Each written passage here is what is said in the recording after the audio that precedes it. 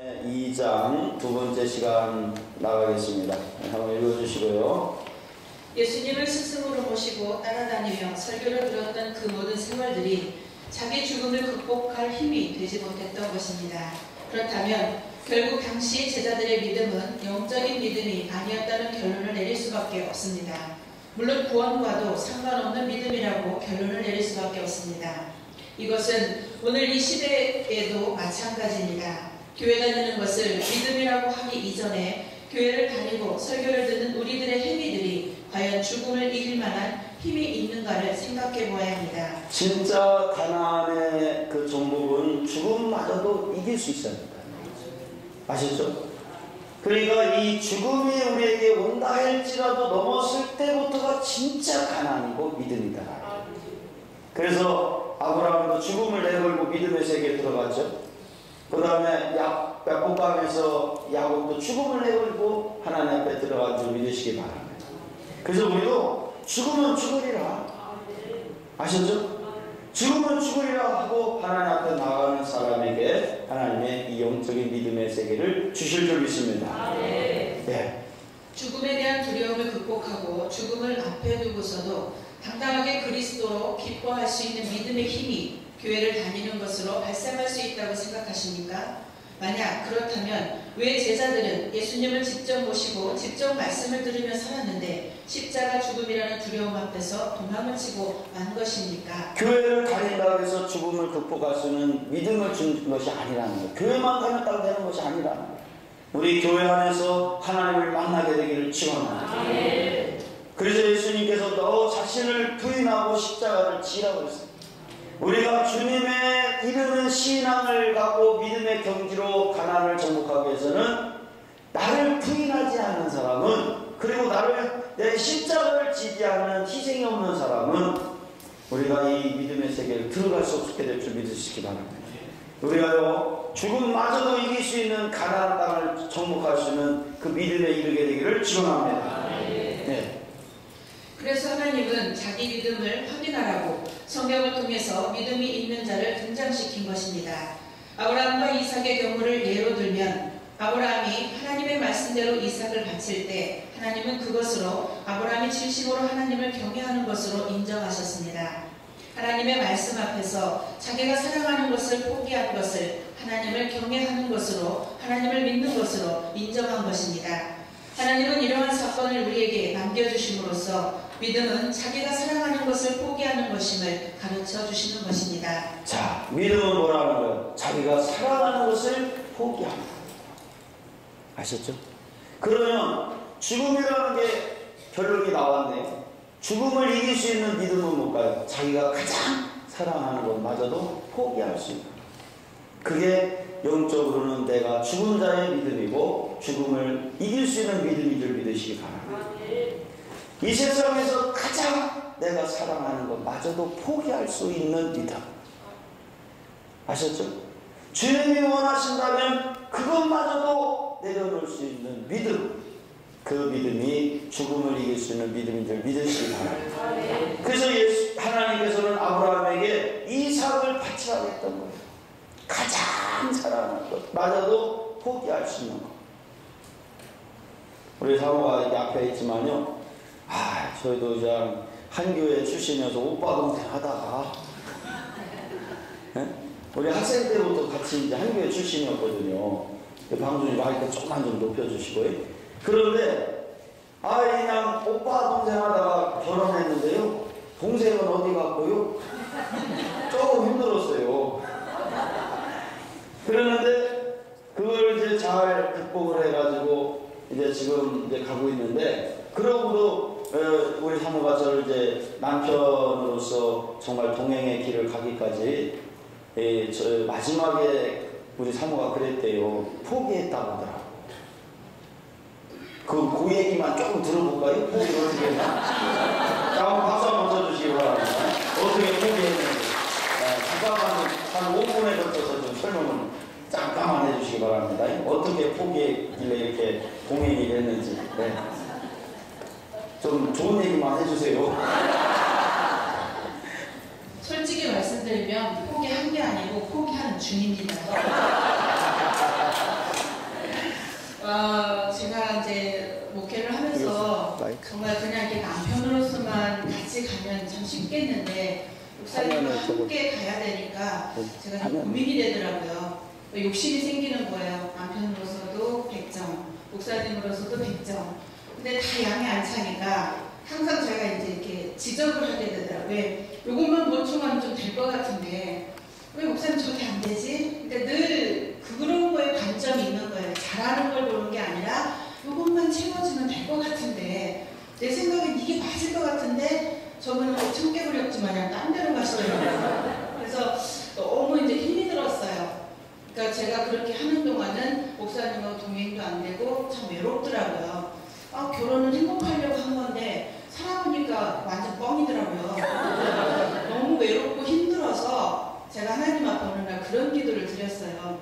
왜냐하면 제가 볼 때는 목사님도 아니고 좀 죄송하지만 그때 당시 그랬습니다. 지금은 아니고 그때 당시는 목사도 아니었고 남편도 아니었어요. 제 관점에서 봤을 때. 그래서 제가 어떤 기도를 했냐면 하나님 제가 남편하고 목사로서 사는 게 너무 힘이 들어요. 그래서 차라리 그럼 제가 남편을 포기할 테니까 하나님이 주의 종으로서 세계적인 목사로 만들어 주신다면 제가 남편을 포기하겠습니다. 그러니까 남편으로서 요구하는 모든 것들을 제가 기대하지 않고 포기하고 가겠습니다. 뭔 배짱이었는데 그 기도를 왜 했나 지금 조금 후회스럽습니다. 사실. 그랬는데 그렇게 하면서 1년을 제가 기도했어요. 그래서 정말 근데 그때도 상황은 나아진 게 아니라 참 더 힘들어졌어요. 그 기도하면서. 그런데 갈수록 제가 남편에 대해서 자꾸 포기가 되니까 어느 순간인가 이제 목사님으로서 제가 이제 알고 있던 목사님은 정말 눈만 뜨면 말씀 보고 눈만 뜨면 기도하고 눈만 뜨면 신방 가는 목사님 제 이상에 있었어요. 근데 우리 목사님 눈만 뜨면 방에 있고 눈만 뜨면 텔레비 보고 눈만 뜨면 열시. 그래서 저게 아닌데 정말 하나님 내가 소원하는 우리 목사님은 정말 기도하는 목사님, 정말 말씀 보는 목사님, 정말 성도들을 사랑하는 목사님이었으면 소원이 없겠어요. 그러면 하나님 제가 남편에 대해서 조금 더 기대하지 않을게요. 그렇게 해서 1년을 갔는데 어느 날인가 이제 그 기도가 조금씩 잊어질만 할 때 저의 삶이 딱 돌아보니까 저는 남편을 포기했다고 생각했는데 목사님 조금씩 변하고 있더라고요. 그러니까 저에게 관심이 없던 부분에서 관심을 보여주게 되고 제가 요구하지 않았는데도 제 얘기를 들어주고 있더라고요. 이거 뭐지? 나는 분명히 남편을 포기하고 목사님으로서만 세워지길 원했는데 목사님이 조금씩 제게 다가오는 거예요. 하나님은 나는 비록 하나를 죽이고 하나를 포기했다고 생각했는데 그 순간에 하나님은 나에게 둘을 다 주시더라고요. 그래서 그때는 참 그래도 감사하고 행복하게 왔어요. 그래서 제가 왜 지금도 포기하는 중이라고 말씀을 드리냐면 한 번 포기가 영원한 포기가 아니더라고요. 포기하는 듯 싶어서 잊어먹고 살다가 좀 잘 되는 듯 싶으면 한 번씩 이렇게 쏙쏙 올라올 때가 있어요. 그러니까 그때가 지금 제가 영광에 있는 이때입니다. 지금 오기 전에 그랬습니다. 제가 이거를 정말 앞에 감사했는데 제가 오면서 좀 힘들었어요. 왜 힘들었나 생각해 보니까 정말 제가 지금까지 목사님이 사역하시면서 남편으로 정말 기대 하나도 안 했어요. 그리고 오직 목사님으로서 그 말씀 받고 제가 너무 행복하게 왔거든요. 근데 어느 날 마산을 이렇게 갔다 오는데 목사님이 그 비도 축축하게 내리는데 손도 극하게 잡아주고 참 분위기 좋더라고요. 그래서 어떤 생각이 들었냐면 그 순간에 제 마음에 남자로 쏙 들어오는 거예요. 이거 뭐지? 이제 늙어가는 중년의 나이에 이 마음이 뭘까? 설레기도 하면서 남편으로서 이게 조금 기대감이 생기니까 제 마음 가운데 참 복잡 미묘한 생각들이 이렇게 올라오더라고요. 이건 뭐라고 표현이 안 돼요. 결혼 안 해보신 분들 말을 할 수가 없어요. 하여튼 근데 그 미묘한 감정이 목사님에 대한 그 뭐라고 해야 되지? 남편에 대한 그 마음이 제가 순간 욕심이 생겼어요. 근데 그때부터 제가 힘들었어요.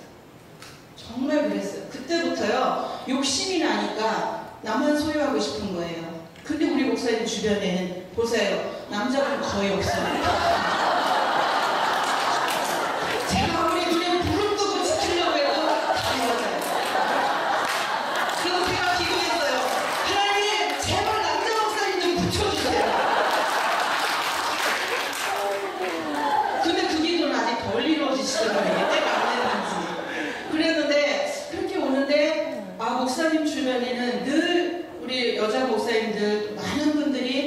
뭔가 가깝게 다가오는데 저는 목사님하고 행복하게 하는 것 같은데 뭔가 긴장이 되어 있는 거예요. 목사님과 나와의 관계는. 그러니까 제가 조금 힘이 드는 부분이 있었어요. 그리고 저는 성격이 이렇게 생긴 건 호박같이 생겼어도요 굉장히 예민해요. 그래서 이 사람 사귀는 게 굉장히 힘들거든요. 근데 전혀 안 그렇게 보이죠. 그게 잘 안 되더라고요. 그러니까 누군가 새로운 분이 제가 다가오면 제가 힘이 드는 거예요. 어떤 부분은. 근데 우리 목사님은 사람 관계가 완전 쓰나미예요. 저 사람이다 싶으면 그냥 확. 근데 저는 태풍의 단계가 있거든요. 사람 관계가 이렇게 가서 저 사람이 나하고 같이 갈 사람이구나 싶으면 제가 마음을 주는데 우리 목사님은 그냥 쓰나미니까 저는 그 쓰나미 폭풍에 제가 나가 떨어져요. 그게 참 힘들었어요. 근데 지금도 그걸 조금 자제해달라고 말씀드리면 저희 목사님 그게 감당이 안 돼요. 그래서 버렸어요. 왜냐면 하나님도 안 되는 일을 제가 할 수가 없으니까 버렸어요. 그랬는데 그 마음이 딱 들어오니까 뭐냐면 그동안 정말 그냥 동역자고 한 동행자였는데 어느 날부터인가 제가 지키는 사람이 돼 있더라고요. 저분이 혹시 둘이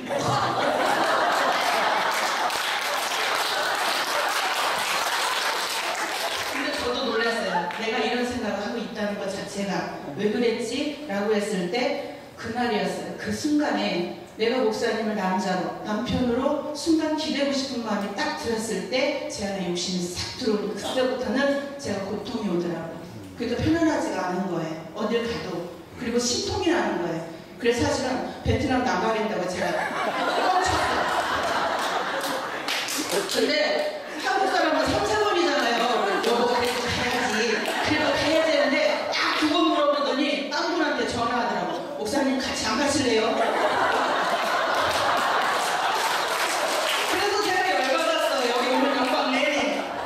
근데 하나님은 제가 말씀을 듣는 중에 제 마음을 다스리는 게 뭐였냐면 욕심이 잉태한즉 죄를 낳고 죄가 정상한즉 사망을 낳느니라. 이 말씀을 정확히 제안해 주시면서 내가 목사님에 대해서 분명히 하나님께 다 드리기로 소원을 했는데도 불구하고 제가 욕심이 생기니까 그거에 대한 소유욕, 그거에 대한 사실이 보이기 시작하니까 제가 이걸 즐기질 못하는 거예요. 이 상태에서 말씀을 누리질 못하고 제 안에 주님을 모실 수가 없으니까 그게 죽는 거더라고요. 목사님 말씀에 다른 분들은 환호하는데 저는 환호할 수가 없었어요. 그냥 아파하고 힘들었어요. 너도 그렇게 살아보지. 제가 앉아들면서 당신도 그거 한번 경험해봐. 저 참 못됐죠. 근데 주님은 이해하실 거라고 믿습니다. 왜? 하나님은 내 편이니까.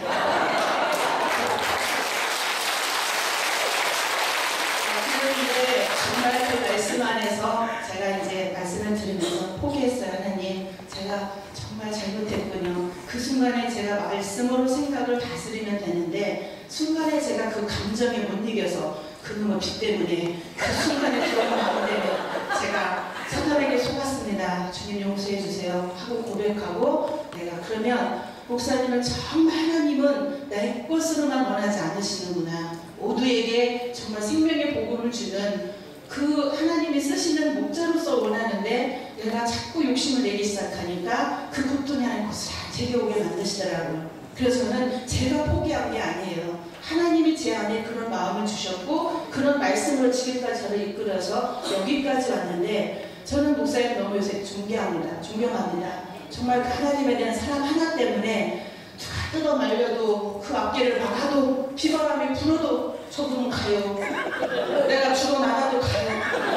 그러니까 내가 포기하는 게 빠르죠. 저는 어떻게 사정하는 것보다 저는 지혜롭습니다. 안 되는 건 빨리 포기해요. 그래서 하나님이 저에게 그런 은혜를 주셔서 지금 목사님하고 여기까지 함께 오는데 사실은 제가 이제 글을 읽잖아요. 근데 저는 주님 앞에 소원이 있었어요. 하나님, 내가 그냥 문자적인 글을 읽는 게 아니라 내가 삶 속에서 만난 이 하나님이 비록 읽는 글을 통해 소리를 통해 함께 나누고 함께 만났으면 좋겠습니다.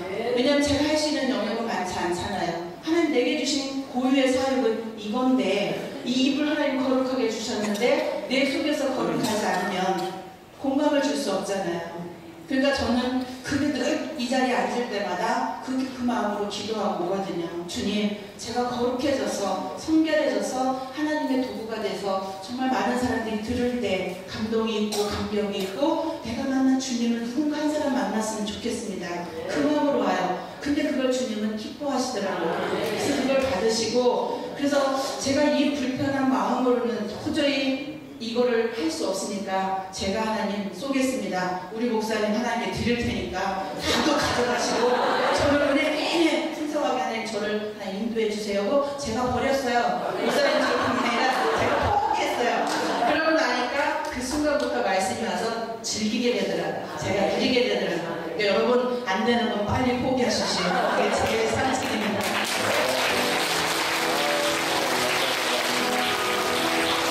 당신은 하나님 정말 앞으로 나오세요. 쓰세요.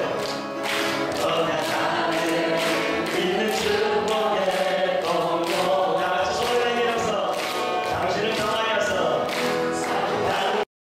당신을 통하여서 열방이 주께 돌아오게. 여기께 찬양해 볼까요?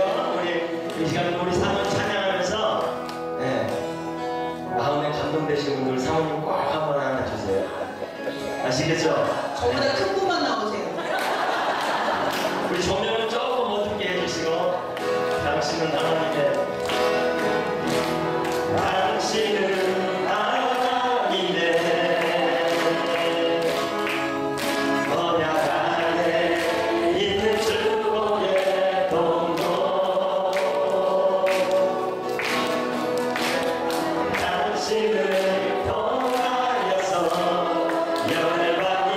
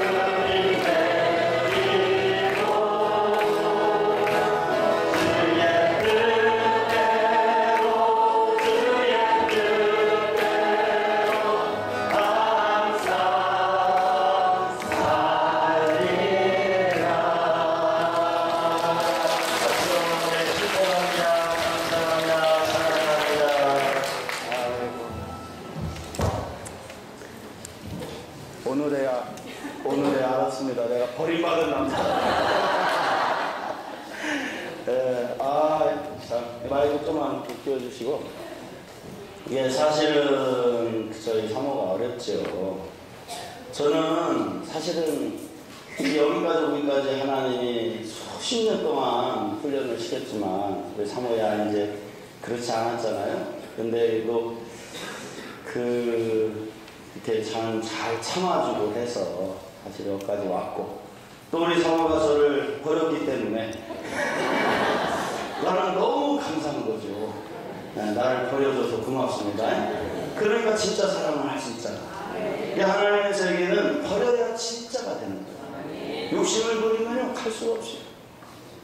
아셨죠? 아무리 남편이라도 욕심을 내버리면요 안 돼요.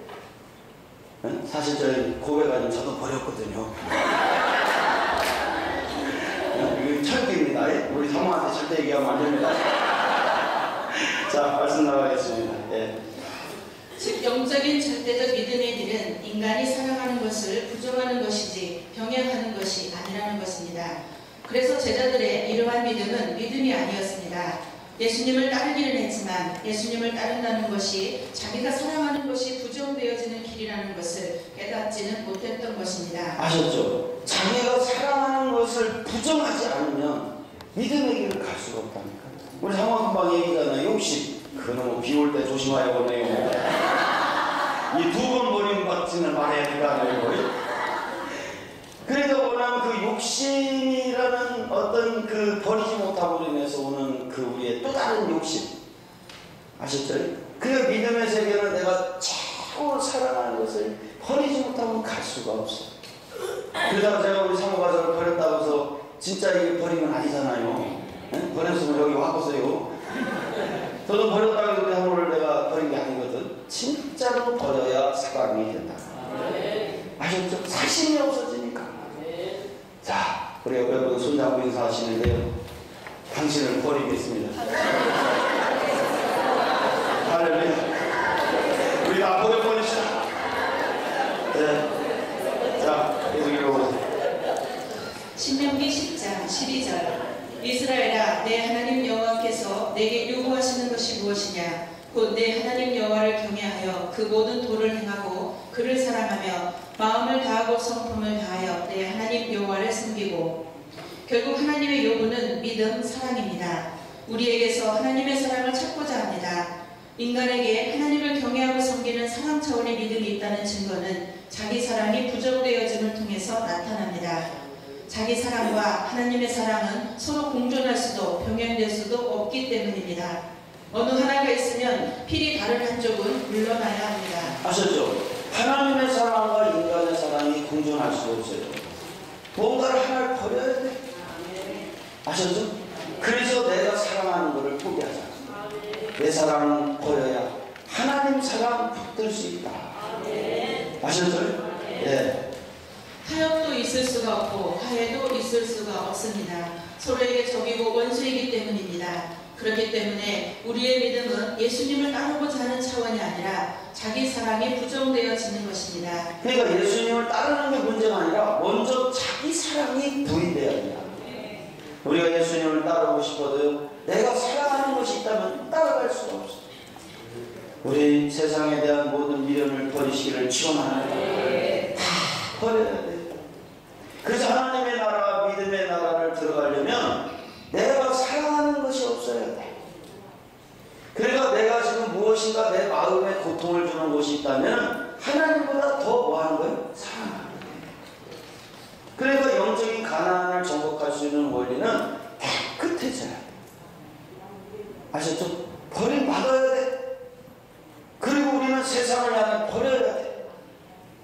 제가 이 일을 하는데 진짜 이거 누구도 이렇게 환영하는 사람이 없더라니까. 처음에 내가 해보니까 내 주변의 사람들이 다들 안 된다고만 하고 다 저를 버리더라고. 아셨죠? 그리고 저는 하나님을 선택했어요. 누가 뭐라 해도 이 길은 하나님이 기뻐하신 길이라는 걸 알았어. 사실을 통해서는 교회나 열심히 하지 못하게 돌아다니는 사람들이 많았어. 그러나 하나님을 선택하고 나의 모든 걸 버렸어. 우리 성도님들이 와 계시지만 좀 미안하죠. 신방을 못 다니니까. 제대로 신방을 한 지가 4년 넘었을 거예요. 아마.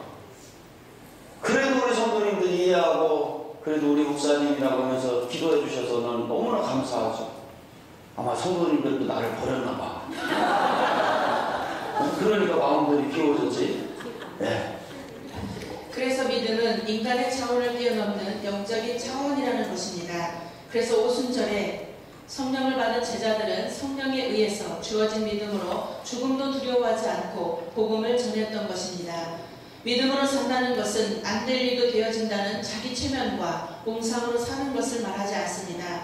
주여 믿습니다 라고 한다고 해서 믿음이 있는 것이 아니고 믿음으로 사는 것도 아닙니다.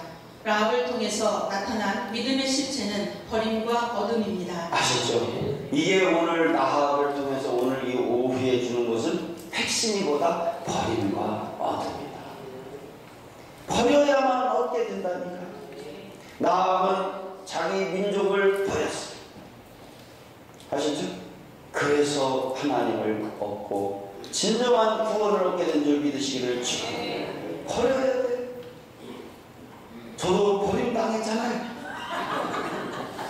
여러분도 버림당하기를 축원합니다. 아셨죠?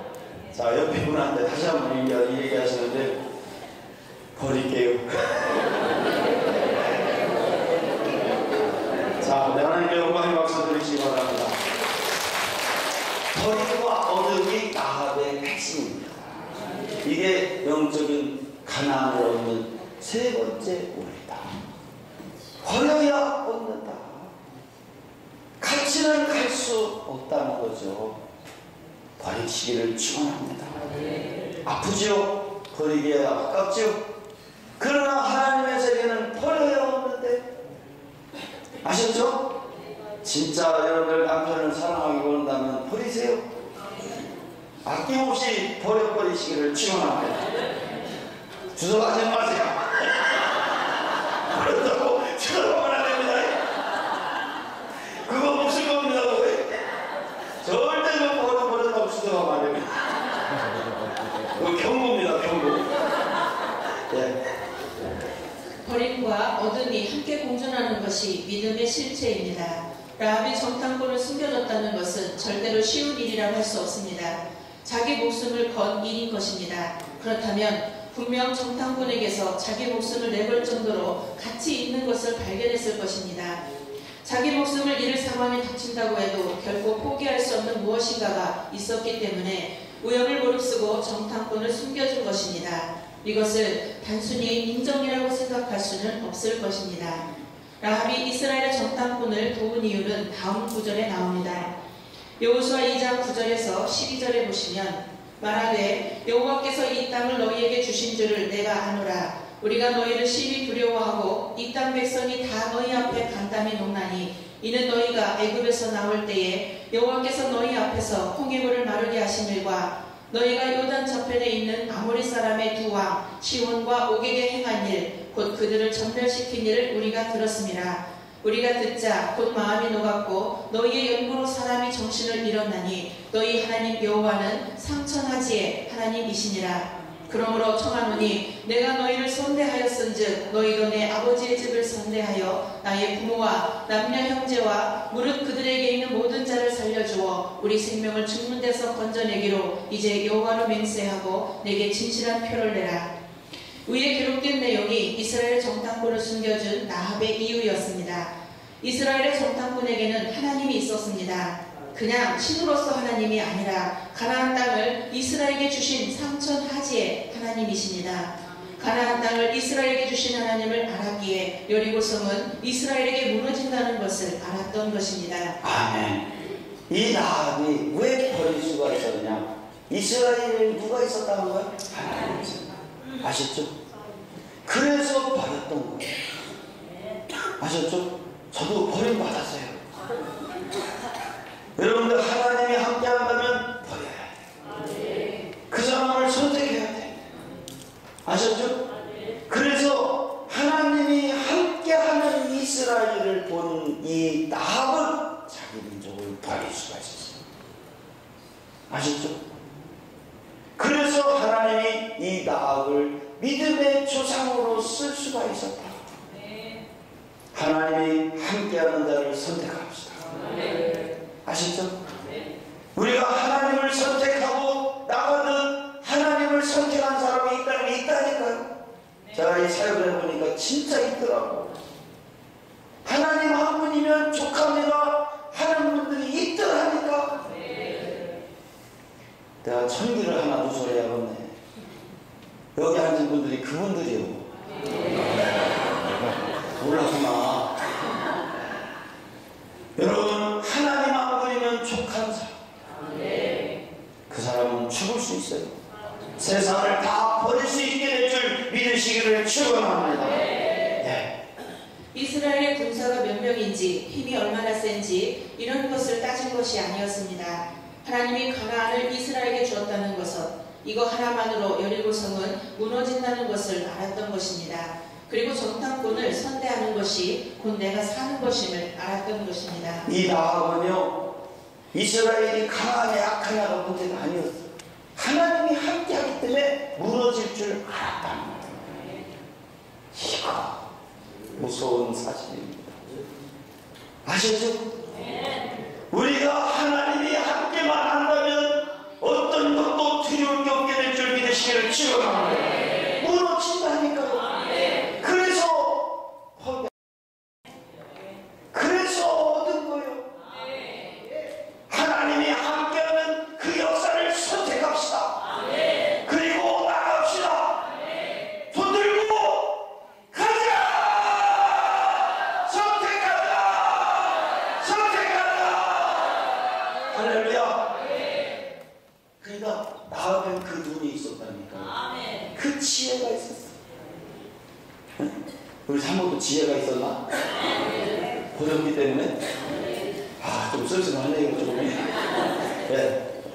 라합에게 다급한 것은 하나님이 함께하는 이스라엘이 가나안 땅에 들어온다는 것입니다. 정탐꾼이 왔다는 것은 이스라엘이 곧 가나안 땅에 들어온다는 것을 의미하는 것이기 때문입니다. 그래서 하나님이 홍해를 갈라지게 하셔서 이스라엘을 건너게 하시고 아모리 사람을 전멸하게 하신 일을 알고 있는 라합으로서는 하나님이 함께하신 이스라엘이 곧 쳐들어온다는 증거인 정탐꾼을 볼 때 다급하지 않을 수가 없었던 것입니다. 그 다급함 속에서 라합이 취한 선택은 이스라엘의 정탐꾼을 숨겨주었던 것입니다. 히브리서 11장 31절에 보시면 믿음으로 기생 라합은 정탐꾼을 평안히 영접하였으므로 순종치 아니한 자와 함께 멸망치 아니하였도다. 이처럼 영적인 믿음의 눈이 없었다면 라합은 여리고에서 멸망을 당할 수밖에 없었다는 것입니다. 정탐꾼이 돌아왔음을 아는 자가 라합만이 아닙니다. 누군가가 정탐꾼이 들어오는 것을 목격했고 그 사람은 그 사실을 여리고 왕에게 고했습니다. 그리고 여리고 왕은 라합에게서 기별해 여리고를 탐지하려고 정탐꾼을 끌어내라고 지시합니다. 그러나 라합은 자신은 그들이 누구인지도 몰랐고 또 이미 성 밖으로 도망을 쳤다고 거짓말을 함으로써 위기를 모면합니다. 이러한 사실에서 우리가 생각할 것은 똑같이 정탐꾼을 목격한 입장인데 왜 한쪽은 그들을 보호하고 한쪽은 죽이려고 하느냐는 것입니다. 그것은 나라를 생각하는 차원에서는 내 나라를 해치는 정탐꾼을 잡아 죽이는 것은 당연한 것이며 라합은 한 나라의 차원이 아니라 하나님 나라인 이스라엘 편에 선 것입니다. 정탐꾼을 죽이고자 한 것은 자기 세계를 보존하고자 한 것이고 영접한 것은 자기 세계를 버리고 도래하는 새로운 세계를 선택한 것입니다. 따라서 라합의 믿음은 자기 세계를 버리고 도래하는 새로운 세계를 선택한 것이었습니다. 아멘. 라합은 땅의 차원이 아니었죠. 하늘의 차원을 선택한 줄 믿으시기 바랍니다. 우리는 땅의 것을 버려야 돼. 그리고 영적인 하나님을 선택합시다. 아셨죠? 그때 이 라합과 같은 하나님의 축복을 받게 될 줄 믿습니다. 지금도 하나님은 우리의 믿음을 확인하기 위해서 정탐꾼을 보냅니다. 하나님 나라의 정탐꾼을 새로운 세계를 몰고 옵니다. 다시 말해서 새로운 영적인 복음이 우리에게 들려질 때 그 복음은 우리들의 믿음을 확인하는 정탐꾼입니다. 자, 중요한 얘기가 나왔습니다. 정탐꾼을 지금 하나님 우리에게 보내주신다니까요. 그 정탐꾼이 영적으로 뭐라는 거예요? 복음이라는 거예요. 그 복음을 어떻게 선택할 것이냐. 정말 하나님이 사랑하라고 예수님이 사랑하라고 하는 이 복음을 선택하면 나음이 되는 것이고, 여전히 땅을 선택한다면 가나안의 여리고 민족이 되고 말 줄로 믿으시기 바랍니다. 우리는 하나님을 선택합시다. 사랑하라는 그 하나님, 용서하라는 그 하나님을 지혜롭게 선택합시다. 예. 그럴 때 하나님 약속에 확고하면서 새로운 세상을 바라보는 라합과 같은 눈을 가진 사람이라면 정탐꾼을 영접할 것입니다. 그러다 하나님의 영원한 생명의 나라보다 자기 세계를 붙들고 자기 세계를 지키고자 하는 자는 필시 정탐꾼을 돕지 못할 것입니다. 라합이 자신이 나라인 여리고를 부인할 수 있었던 것은 하나님이 함께하는 나라를 볼 수 있었고 그 나라에 자기 인생을 걸었기 때문입니다. 나의 나라는 여리고가 아니라 하나님이 함께하는 나라라는 것을 알았기에 여리고를 떠날 수 있었습니다. 자, 제가 이 복음을 전해보니까요, 정말 하나님 나라가 진짜 우리의 나라라는 것을 이해 못하는 분들이 있어요. 그러나 저와 여러분들은 진짜 하나님의 나라가 나의 나라인 것을 깨닫기를 축원합니다. 하나님 나라의 나의 나라예요. 그걸 선택하면 다 사는, 다 살아야 되는데 어떤 누구도 못되는 사람이 없는 줄 믿으시기 바랍니다. 하나님의 나라는 다 살게 하는 나라. 나는요, 다 살겠으면 좋겠어. 이 땅에 어떤 사람도 잘못되지 않게 되기를 축원합니다. 예. 우리의 나라는 어떤 나라입니까? 하나님이 함께 하시는 나라에 남은 인생을 걸 수 있기를 바랍니다. 무사히 돌아온 정탐꾼들 22절에서 24절, 그들이 가서 산에 이르러 따르는 자가 돌아가도록 사흘을 거기 유언해 따르는 자가 그들을 길에서 두루 찾다가 만나지 못하니라. 그 두 사람이 돌이켜 산에서 내려와 강을 건너 눈의 아들 여호수아에게 나와서 그 당한 모든 일을 고하고 또 여호수아에게 이르되 진실로 여호와께서 그 온 땅을 우리 손에 붙이셨으므로 그 땅의 모든 거민이 우리 앞에서 간담이 높더이다. 우리는 본문에서 여호수아가 파견했던 정탐꾼들이 무사히 귀환한 것과 그들이 가나안을 치러 나가도록 큰 용기를 불러 일으켜주는 장면을 보게 됩니다. 만일 이 정탐꾼들이 모세가 파송했던 정탐꾼들처럼 백성들을 실망시키려고 했더라면 그들은 자기들이 본 여리고성의 높고 든든한 성벽과 여리고 왕의 비상한 용기와 그들이 어떻게 구사일생으로 빠져나올 수 있었던가를 이야기할 수도 있었을 것입니다. 그러나 이들은 성령의 감동을 받은 사람들로서 하나님의 약속을 의지하며 여호수아에게 새로운 용기를 불어넣어 주었습니다. 또한 정탐꾼들이 가지고 온 보고는 더욱더 고무적인 것이었습니다. 24절에 보면 그 땅의 모든 거민들이 비록 싸울 결심을 하고 있기는 하지만 우리들 때문에 간담이 녹아 지혜를 짜내지도 못하고 싸울 용기도 없더이다. 여기서 정탐꾼들은 이렇게 결론을 내립니다. 진실로 하나님께서는 그 온 땅을 우리 손에 붙이셨으니 그것은 모두 우리들의 것입니다. 우리는 아무것도 할 것이 없고 오직 가서 소유할 뿐입니다. 만일 우리가 우리들의 영적 원수들을 대항하면 그들은 우리 앞에서 달아날 것입니다. 실제로 이 보고가 정확했던 것은 갈렙이 그 기랴세벨이라는 곳을 쳐들어갔을 때, 그죠? 얼굴은 사자 얼굴인데 문헌에 보니까 심장은 토끼 심장을 가졌다. 그게 이제 학사들이 그 주석에 기록해 놓은 말이거든요. 얼마나 기가 막힌 표현입니까? 얼굴은 사자 얼굴인데 심장은 토끼 심장. 여리고가 지금 그러고 있다니까. 여러분들, 세상의 사람들이 사자 얼굴같이 사실 갖고 있지만은 그들의 마음은 뭐라고요? 토끼 심장이다. 우리가 이 세상을 사랑으로 정복하기를 축원합니다. 나갑시다. 좋은 세상 만듭시다. 사흘을 거기 유함해 두 정탐꾼이 라합의 충고를 충실히 따랐음을 알 수 있다.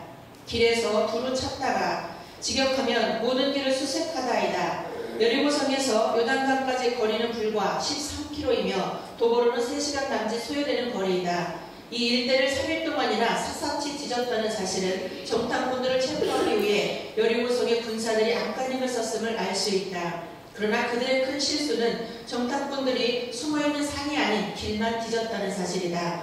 이것은 사흘 동안 산속에서 꼼짝 말고 숨어있으라는 라합의 충고가 주요했음을 알게 해준다. 왜냐하면 만일 정탐꾼들이 혹시라도 돌아가는 상황이 궁금하여 산에서 내려와 길로 들어섰다면 틀림없이 발각되었을 것이기 때문이다. 아멘. 이게 나합의 역사라니까요. 왜 나합은 이렇게 잘 알았을까요? 그 여리고 사람이니까. 여리고 사람이니까. 아셨죠? 그래서 우리가 이 세상에 속한 사람들이 세상을 구할 수가 있는 거예요. 아셨죠? 우리가 그래서 하나님을 우리를 회복하시는 줄 믿으시기를 축원합니다. 세상에 속한 사람은 세상을 알아요. 아셨죠?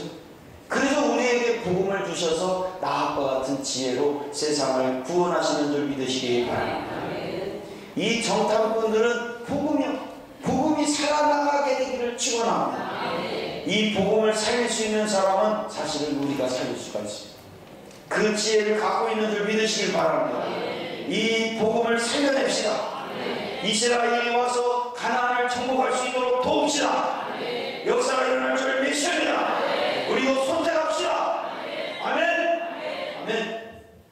고하고 히브리어로 사파르, 조사하다, 쓰다, 수를 세다를 뜻하는 말로 곧 보고 겪은 사실을 자세히 기록하여 샅샅이 보고했다는 뜻이 된다. 한편 이 두 정탐꾼의 보고의 핵심은 여호와께서 그 온 땅을 우리 손에 붙이셨다는 내용인데, 이는 오래전 가데스에서 모세가 12 정탐꾼을 보내었다가 그들의 기와는 벌어졌던 부정적인 상황과는 너무나도 대조적인 것임을 알 수 있다.